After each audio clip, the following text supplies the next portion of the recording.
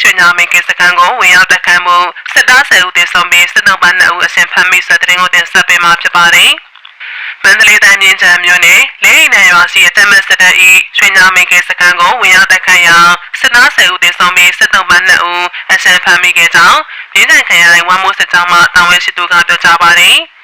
ဇန်နဝါရီလ6ရက်နေ့နနက်9:00နာရီခန့်မှာမြင်းချံမြို့နယ်လေးအိမ်နယ်ကျေးရွာစီအတမတ်စစ်တပ်၏ရွှေညောင်မင်းကစကန်မှာဘန်ကာခိုင်မာများဖြင့်တိစောထိုင်ချထားသည့်စစ်တပ်ကိုဝမ်မိုးစစ်ကြောင်းမှဦးဆောင်၍မဟာမိတ်တပ်ရင်းများနှင့်အတူဝင်ရောက်တိုက်ခိုက်ခဲ့ကြောင်းသိရှိရပါတယ်။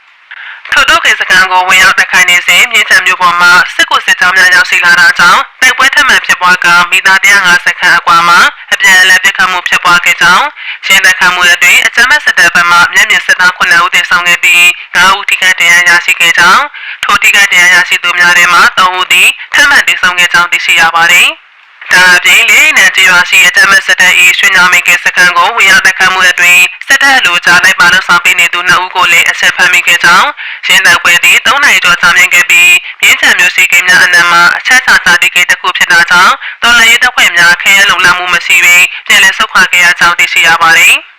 လေးအိမ်နယ်ရွာမှာရှိတဲ့စစ်ခွေးတွေရဲ့ရွှေညောင်မင်းကစကန်နဲ့မြင်းချံမြို့နယ်တွေကလာတဲ့စစ်ခွေးစစ်ကြောင်းကိုကျွန်တော်တို့ကြားဖြတ်တိုက်ခိုက်ခဲ့တာပါကျွန်တော်တို့တိုက်ခိုက်မှုအတွင်းမှာစစ်ခွေးစစ်ကောင်တည်ပြီးတော့အရှင်ဖမ်းမိတာ2ကောင်ရှိတယ်တိုက်ပွဲချလာတော့ခရဲလုံလောက်မှုမရှိလို့တော်လည်းရပေါ်တွေတိခတ်မရှိပြန်လည်ဆုတ်ခွာနိုင်ခဲ့ပါတယ်လို့မြင်းချံခရိုင်ဝမ်မိုးစစ်ကြောင်းမှတာဝန်ရှိသူကပြောဆိုပါတယ်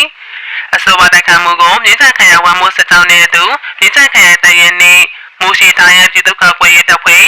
မြင်းချံခရိုင်တရင်ကို YLKA လေကျိုးပြည်သူ့ကာကွယ်ရေးတပ်ဖွဲ့နဲ့အမေလန်ရောပြည်သူ့ကာကွယ်ရေးတပ်ဖွဲ့တို့ကပူးပေါင်းလှုပ်ဆောင်ခဲ့ကြောင်းသိရပါတယ်ရှင်။ဆက်လက်ပြီးကြောက်ဖြူမှာစစ်ကောင်စီစစ်ကြောင်းများအေးထန်ချင်းမုံခံရ၍အတရပြောင်များနေစတဲ့ကိုတင်ဆက်ပေးမှာဖြစ်ပါတယ်။ရခိုင်ပြည်ကြောက်ဖြူမြို့နယ်မှာစစ်ကောင်စီ၏ရိခါလာပို့သည့်စစ်ကြောင်းနှင့်လှည့်ကင်းစစ်ကြောင်းများသည်အလခတ်တော်အေးထန်ချင်းမုံခံရ၍အတရပြောင်များနေပြီးတောက်ဖွဲ့ဝင်အချို့ကိုအေးကအဆက်ဖမ်းမိထားကြောင်းတင်ရရှိပါတယ်။ကြောက်ဖြူမြို့နယ်ရှိအမတုံးစနေရက်တရင်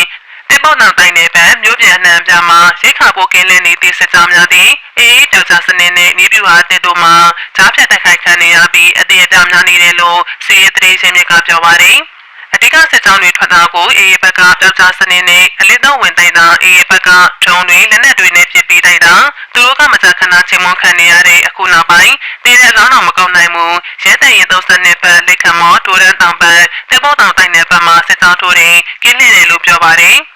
စကူလိုအေးထက်တိုက်ခိုက်ခံရတဲ့အတွက်စစ်ကောင်စီတပ်ဖွဲ့ဝင်အချို့ကကြောက်လန့်ပြီးခြုံသားများမှာပုံစံခဲ့ရမှာတချို့ကိုအေးကဆက်ဖန်စီရမိထားတယ်လို့မြေပြင်ဒေသခံစီရဲ့တရင်ရှင်မြစ်ကပြောပါတယ်။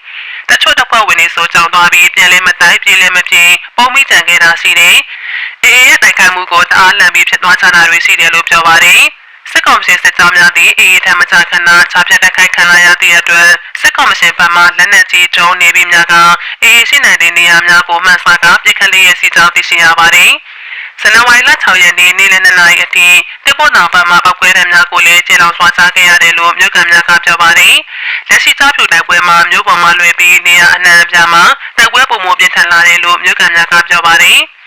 ဒီဇင်ဘာလကတည်းကပြင်လာတာယခုဇန်နဝါရီအစပိုင်းကနေဒီနေ့အထိဘုံချတန်တွေလက်နက်ချပစ်ခတ်တန်တွေပိုချလာရတယ်။စမတိတာကဒိုရန်တောင်ပတ်တေပေါတောင်ပတ်နေရာတွေကွက်ကြားပါပဲတိုက်ပွဲဖြစ်နေတာလို့ပြောပါတယ်။လက်ရှိအေးနဲ့စစ်ကောင်စီတပ်တို့ကြားဖြစ်ပွားနေတဲ့တိုက်ပွဲများမှာချပြမြို့နာထိကလာတာကြောင့်မြို့လူဦးရေ3.2 ပုံခန့်နဲ့ပြည်လဲစစ်ဆောင်သွားကြတယ်လို့သိရပါတယ်ရှင်။